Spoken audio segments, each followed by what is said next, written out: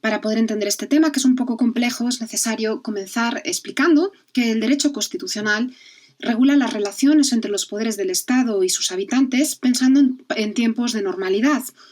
pero también prevé supuestos extraordinarios donde el Estado afronta calamidades, crisis o emergencias que pueden ser de muy diversa índole, tanto políticas como naturales o tecnológicas, que amenazan a la población del Estado y a la vida del propio Estado. En tales supuestos, como en el actual, es posible activar una rama dentro del derecho que se denomina derecho de excepción, o también conocido como protección extraordinaria del Estado. De lo que trata es de poder ofrecer acciones rápidas, eficaces y con unidad y acción para poder contener estas crisis que no podrían ser abordadas por las vías ordinarias. En ambos casos, tanto en supuestos de normalidad constitucional como en supuestos de derecho de excepción,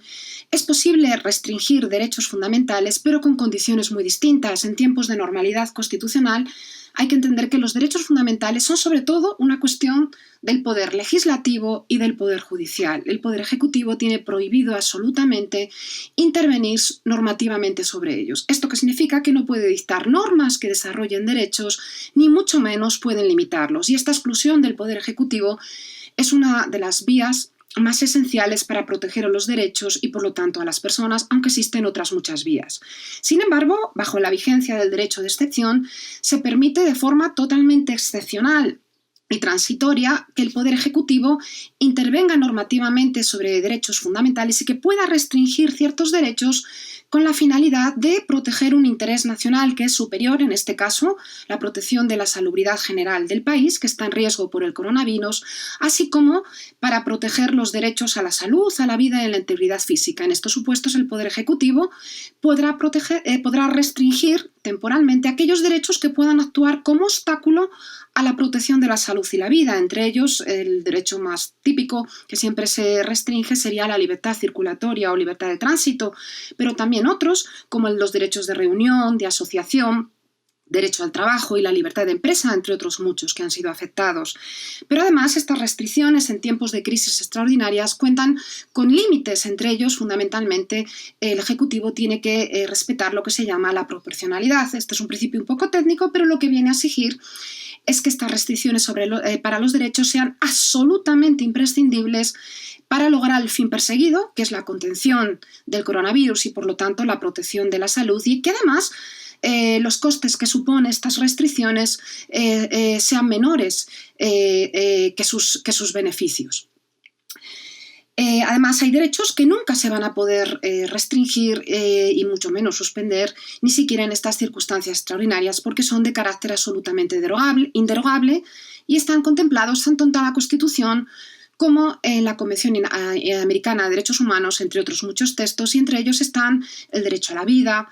la libertad religiosa, de pensamiento, de conciencia, la integridad personal, entre otros muchos contemplados. ¿Qué ha pasado en México ante la crisis suscitada por el coronavirus? La vía que se optó no fue la vía del derecho de excepción contemplada en el artículo 29 de la Constitución mexicana, sino que se optó por una vía mucho más sencilla prevista en el artículo 73 y se declaró la emergencia sanitaria por fuerza mayor. Con esta vía elegida, emergencia y no contingencia sanitaria, se estaba también optando por otorgar un cierto grado de protección a los trabajadores como la parte más débil de cualquier relación laboral. Con todo, y por la vía de hecho que al final se empleó en México, del artículo 73, el presidente y las autoridades sanitarias, con el Consejo de Salubridad a la cabeza, tomaron las riendas de la emergencia sanitaria y para combatirla han dictado múltiples decretos, órdenes y, en general, acuerdos administrativos que han afectado a muy diversos derechos, todos ellos de carácter esencial para el Estado constitucional.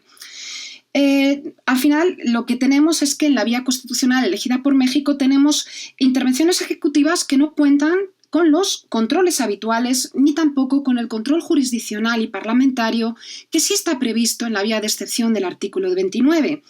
Por lo tanto, estamos ante la típica situación de concentración extraordinaria de facultades sobre el Poder Ejecutivo, propia, por otro lado, del estado de excepción, pero sin ninguno de los controles que sirven de contrapesos y garantías en los estados de excepción, lo que significa que los derechos fundamentales en esta situación se encuentran bastante desprotegidos ante los poderes públicos, y ello no es compatible con la prioridad al enfoque de derechos que incluso en estas situaciones de pandemia y de crisis extraordinarias también exigen tanto la ONU como la Comisión Interamericana. Como cualquier situación de crisis, esto supone la puerta abierta a múltiples oportunidades y la oportunidad para que cuando se supere la pandemia pueda mejorarse el marco constitucional que protege a los derechos fundamentales también en situaciones de emergencia constitucional y más considerando que los científicos ya están avisando que las pandemias pueden repetirse en este siglo.